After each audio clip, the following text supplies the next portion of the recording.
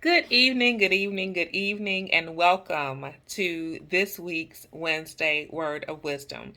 I am yours truly, Prophetess Antoinette Jackson, here to share yet another inspirational word of wisdom. Wednesday Word of Wisdom, by the way. I know that I began somewhat of a series, if you will, last week on talking about sight and vision. And because there was so much that the Lord had given me around this topic, I felt that I would have to at least break it up into multiple sessions. So, welcome to part two this week. And so I will just kind of pick up where I left off last week. I was talking about, again, the importance of having both sight and vision in such critical times, particularly in this season of the believers and even non-believers, because we all bleed red blood, right? And so, in essence, we're all in this together. And we are all trying to navigate and to really, if we have any relationship with God, we are trying to listen for God. We're trying to move when God says speak, etc.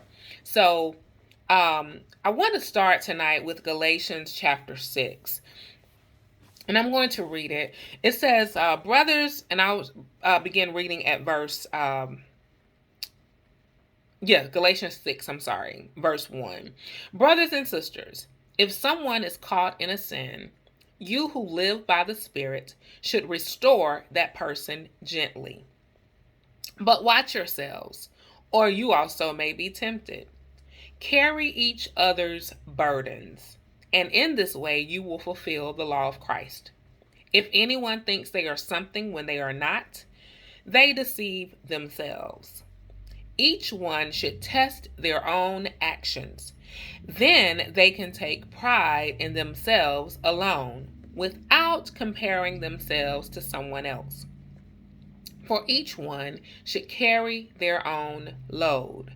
Nevertheless, the one who receives instruction in the word should share all good things with their instructor. Verse 7. Do not be deceived. God is not mocked. Hear me. God is not mocked. He can't be duplicated. He can't be replicated. A man will reap what he sows. Whoever sows to please their flesh, from the flesh will reap destruction. Whoever sows to please the Spirit, from the Spirit will reap eternal life. Let us not become weary in doing good, for at the proper time we will reap a harvest if we don't give up. Therefore, as we have opportunity, let us do good to all people, especially those who belong to the family of believers. So I know I've just read several verses. I've read Galatians 6, verses 1 through 10. So, as I've been talking about sight and vision, I may have alluded to it before, but I have a horrible astigmatism. In fact, I had a vision appointment last week my yearly appointment to have my eyes checked. And I remember the doctor saying, your vision has changed in your right eye. And I thought, well, what would cause that? And she said, well, it comes with age. We've all been working from home. When we were in our offices, we were having a lot of face-to-face meetings. Now all of our interaction is on the computer. So there is more tax, if you will, being put on our vision. And so as a result, what was the strongest eye has now weakened a bit. And it wasn't any cause for concern because when she said, okay, it comes with age, and she was like, as African Americans, the pigment in our eyes changes and all that kind of stuff. And so I thought for a moment, well, maybe the change could be for good, right? Even though I may have to have my prescription adjusted a little bit, but nothing drastic. She did drop the bomb on me and said I may have to have bifocals in a couple of years. I said, well, we'll cross that bridge when we get to it. So let's just deal it with the here and now. And so if you are astigmatic, or if you have astigmatism, then it causes your peripheral, to be off. It's, you can't see things, without possibly even just turning your head. But if things are coming from behind you, it makes it difficult for you to notice until it is up on you. But thank God for those, professionals that are able to help us have better vision. And ultimately we can get that vision corrected, or at least improved. And that should be our goal, even from a spiritual standpoint, is to be able to have better vision, not just sight. Because I stayed on my husband. I used to see him squinting, or he had to hold a document way out, almost out the door to try to see it. And I was like, babe, why don't you just go and get your eyes checked so that you can see better? And so once he got those glasses, it was like, whew, I see a whole new world. And so that's exactly, where God is trying to get us to in this season, is that our vision has to be sharpened.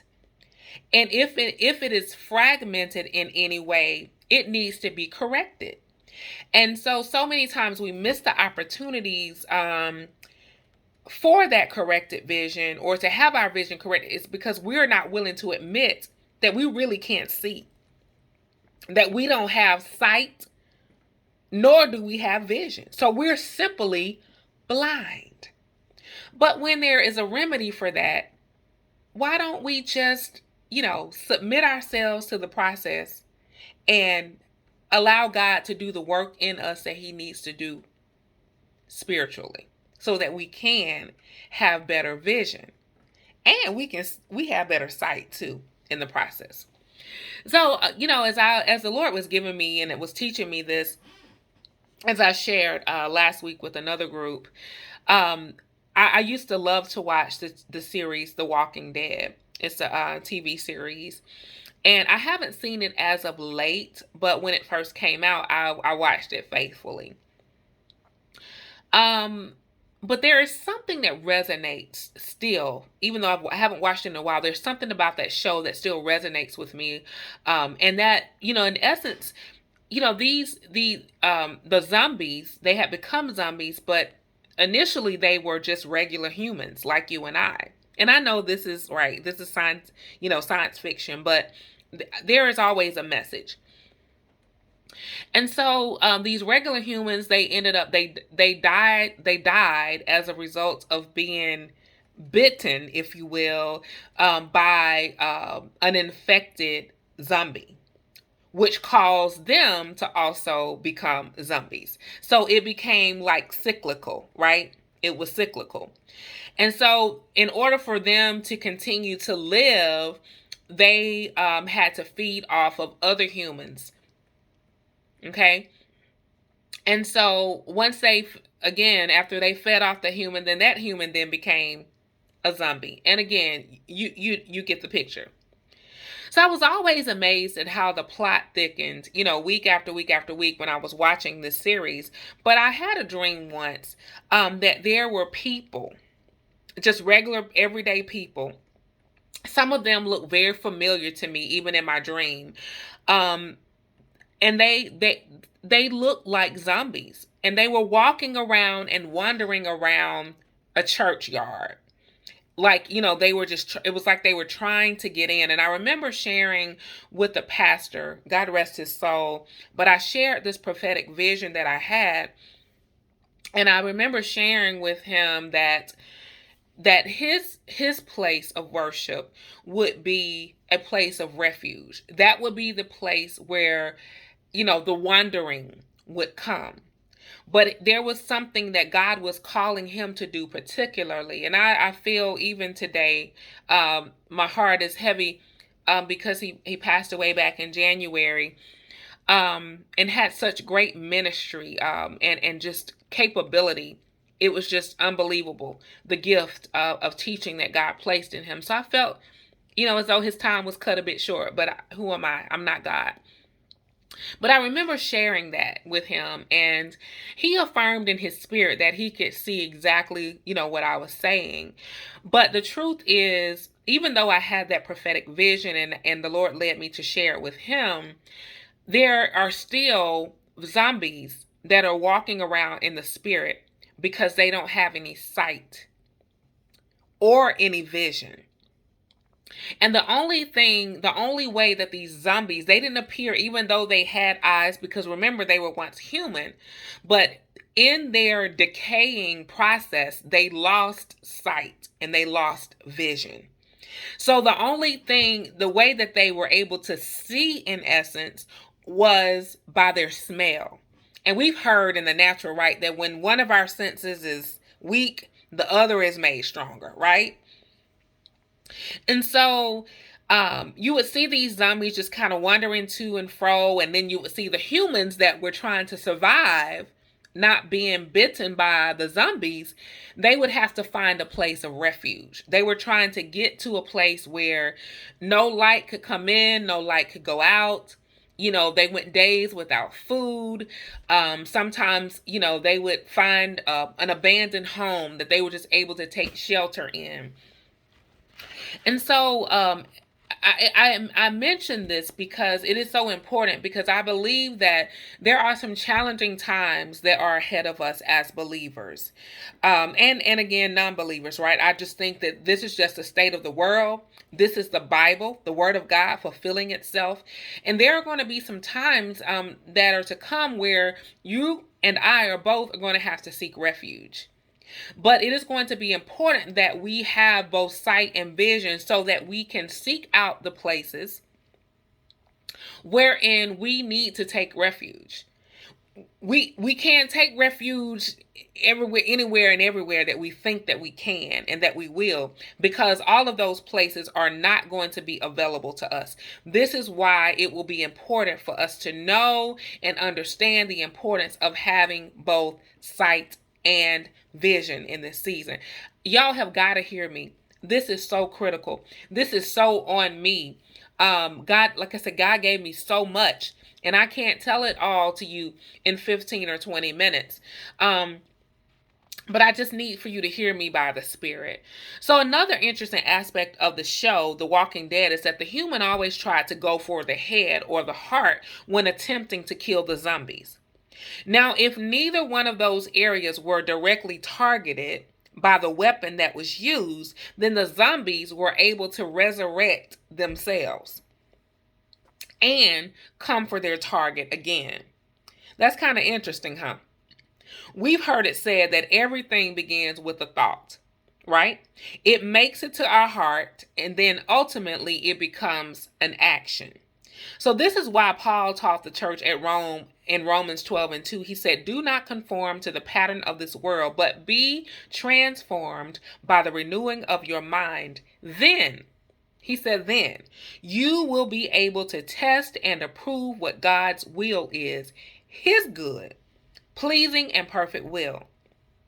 There are so many relatable aspects here, even if this is a fictitious show. The brain is the epicenter. That's the nucleus of us, our humanity, the brain. It all starts here. So think it not strange that when trying to kill something off, that the enemy or the perpetrator, it wasn't even the enemy, but the zombies were the enemy, but to survive, the head had to be targeted or the heart had to be targeted. And that's so important for us as believers, because there are so many things in our head that ultimately make it to our heart, that ultimately become actions that are going to be the death of us spiritually, and in some cases even physically. So this is why it is important to have sight and vision in this season. And Paul tells us that we've got to be transformed by the renewing of our minds. So once the epicenter the nucleus was destroyed of the enemy, once that thing was targeted head on, it would ultimately impact the functionality of the rest of the body. So the brain controls all of our cognitive functions. It controls how we touch, how we feel, how we see, how we hear, how we smell, how we taste. All of our cognitive, the things that we are aware of, the brain impacts that. Okay? So if it impacts our sight and our vision, then there are some things that have to be stopped here. Like it has to be killed at the root, or it has to be killed at the root in order for us to be able to see clearly and to have clear vision. So, in psychology, there is a term called cognitive dissonance. Cognitive dissonance. Google it, okay? In the field of psychology, cognitive dissonance occurs when a person holds contradictory beliefs, ideas, or values and is typically experienced as psychological stress when they participate in an action that goes against one or more of them. When it goes against either their beliefs, their ideas, their values, etc. According to this theory, when two actions or ideas are not psychologically consistent with each other, we, people, humans, will do all in our power to change them until they become consistent. So in essence, what this definition is saying is that we force ourselves to believe, to see, to hear, to touch, to smell, whatever it is that we want to. When our parents used to tell us, you be like, huh? When they say something, they be like, if you can you can hear. Or they'll tell us that we have selective memory. We remember what we want to. Well, this implies cognitive dissonance because we're able to change or cause ourselves to believe whether it's the truth or not. That's just how we do. And it says the discomfort is triggered by the person's belief clashing with new information perceived. So I've already convinced myself that the sky is blue. But somebody else can say, no, the sky is gray. And so when I get that new information, then I'm second guessing and I'm thinking like, well, no, I believe the sky is blue, but they say the sky is gray. I don't know which one to believe. And, we find ourselves even in that situation now as it deals with vaccines, or shots or whatever that, there are so many different perspectives and so many different beliefs. And I remember, hearing people say, I'm not going to do that. I'm not going to take that. I'm not going here. I'm not going there. I'm not this. I'm not that. And then when new information was received, there was a compelling to do something different. And so, in essence, you just got to know your truth and you got to stand in and on that truth. And then, do what you need to do and you feel is necessary. But this discomfort is triggered by the person's belief clashing with new information perceived, wherein they try to find a way to resolve that contradiction in order to reduce their discomfort. So we'll go to any length to compel ourselves that what we believe is truth, even though it may be a bald-faced lie. But we will compel ourselves to believe. So I want to leave you with that because I'm almost at 20 minutes and I try not to go that, but I've told you all, look, God gave me so much on this subject alone. So I will be talking more about this next week, but I want you to just continue to be aware. I want you to sit with this, ponder this, pray about this, seek God in this and through this and for this. Because I need for your sight and your vision to be 2020 in this season. So God bless you. Thank you for listening this week. I love you. I'm praying for you, and I hope that you're praying for me. But stay encouraged, and I'll see you again next week. God bless you.